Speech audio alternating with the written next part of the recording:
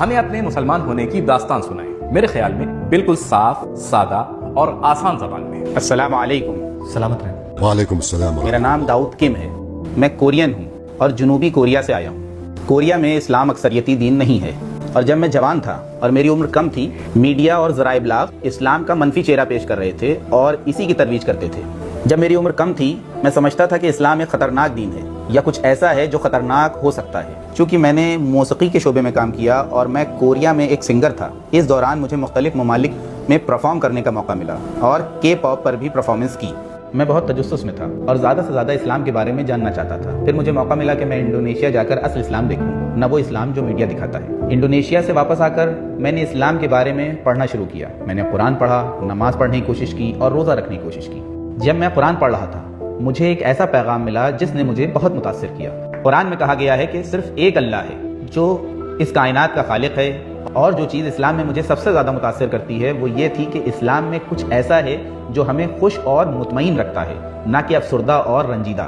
اسلام میں زندگی کا مقصد اللہ کی اطاعت اور بندگی ہے، اور اللہ کی عبادت ہمیں حقیقی خوشی، سکون اور اطمینان فراہم کرتی ہے۔ پھر مجھے احساس ہوا کہ یہ وہ چیز ہے جو مجھے خوش، کامیاب اور پرسکون بناتی ہے۔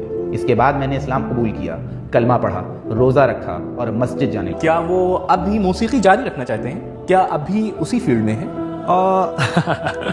کبھی کبھار ہاں، میں اس کے بارے میں سوچتا ہوں، لیکن میں چاہتا ہوں کہ اسلامی موسیقی جاری رکھوں، اور میں چاہتا ہوں کہ موسیقی کو اللہ اور ہمارے پیغمبر کے لیے جاری رکھوں۔ ہم یہیں سے محفل پروگرام کی جانب سے مشہد کا ایک سفر تحفے میں پیش کرتے ہیں جناب کی۔ بہت کتنا قرآن حفظ کیا ہے؟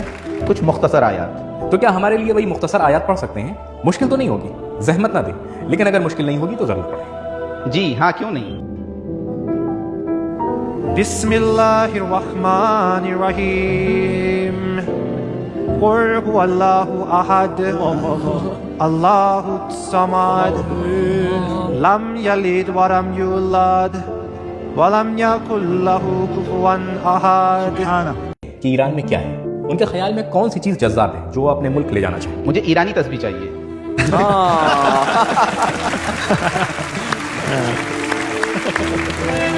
خادم روضہ عباس علیہ السلام استاد سید Hasnain الہلی۔ Sayyid Hassanin will give you a wonderful tasbih.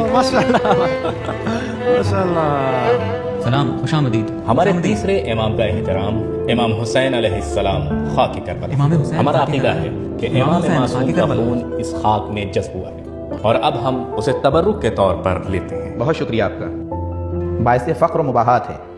عزیزم، انشاءاللہ 40 پر ان سے ملاقات ہوگی۔